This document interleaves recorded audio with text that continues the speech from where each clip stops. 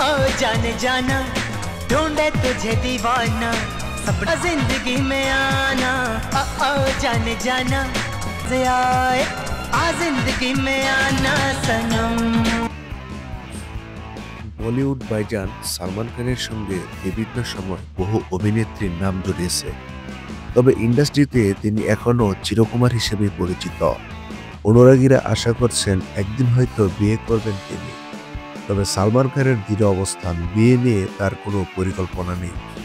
একাধিক সাক্ষাৎকারে সালমান এ বিষয়ে কথা বলেছেন, তবে বিয়ে না করলেও বাবা হওয়ার জন্য এখনো সময় রয়েছে বলে জানিয়েছেন বলিউড সুপারস্টার।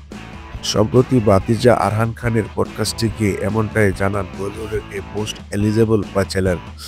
এ সময় আরহানের সঙ্গে তার আরও দুই বন্ধু উপস্থিত ছিলেন। অনুষ্ঠানের শুরুর দিকে সালমান মজা করে প্রশ্ন করেন, এই পডকাস্ট করে কি হবে? তখন আরহানের বন্ধু জানান, ভবিষ্যতে তাদের সন্তানেরা এই কথোপকথন দেখবে। এই কথায় অভিনেতা নিজের সন্তানের সম্ভাবনা নিয়ে মন্তব্য করেন। অভিনেতা বলেন, তোমাদের বাবা হওয়ার এখনো দেরি আছে, আমারও সময় আছে, খানিকটা বেশি আছে। অভিনেতার এমন কথা শুনে আরহান ও তার বন্ধুরা অবাকই হন।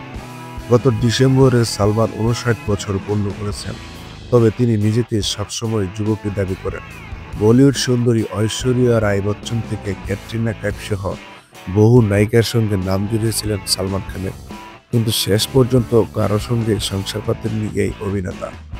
বেশ কিছুদিন ধরে বলিপাড়ায় গুঞ্জন চলছে সালমান নাকি বর্তমানে ইউলিয়া বাস্তবের সঙ্গে প্রেম করছেন, তবে এ নিয়ে ভাইজান বা ইউলিয়া মুখ খোলেননি কেউই।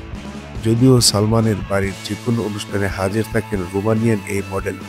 সালমান খানের বাবা সেলিম খানকে নিজের বাবার মতোই মনে করেন ইউলিয়া। নিজের ক্যারিয়ারের সাফল্যের জন্য সেলিম খানের প্রতি কৃতজ্ঞতা জানাতেও দেখা গেছে তাকে। উল্লেখ্য, সালমানকে আগামীতে দেখা যাবে সিকান্দার সিনেমায়। এই সিনেমার শুটিং এখনো চলছে। এরই মাঝে বেশ কয়েকবার লরেন্স ডিসনি গ্যাংয়ের হুমকি পেলেও শুটিং